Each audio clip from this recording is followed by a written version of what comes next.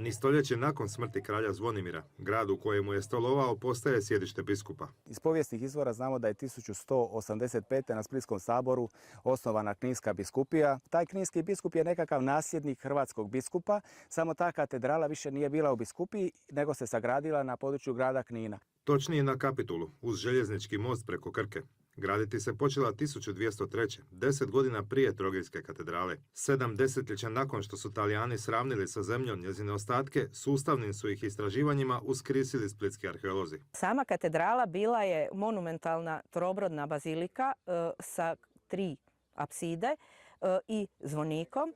Istražen je dosad zvonik, sjeverni zid i spoj s pročeljem, a izgled katedrale poznat je iz nacrta arhitekta Čirila Ivekovića iz 1927. Dužina bazilike je bila negdje oko 32 metra, širina je bila oko 14 metara. Katedrala kninskog biskupa samo je dio povijesne priče s ovoga lokaliteta. Krka se ovdje prelazila sigurno još od antike. Na mjestu današnjeg željezničkog mosta nekada je bio rimski, a na lokalitetu Kapitul do njega rimska vojna utvrda za kontrolu prijelaza.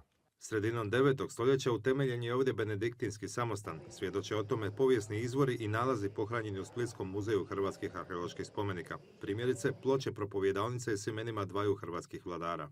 To je kralj Stjepan Držislav, koji se na latinskom jeziku na toj ploči naziva Dux Croatorum, i njegov prijestolonasljednik Svetoslav. Ovogodišnja je istraživačka kampanja završena. Uz izdašniji proračun moguća je i rekonstrukcija katedrale kninskoga biskupa.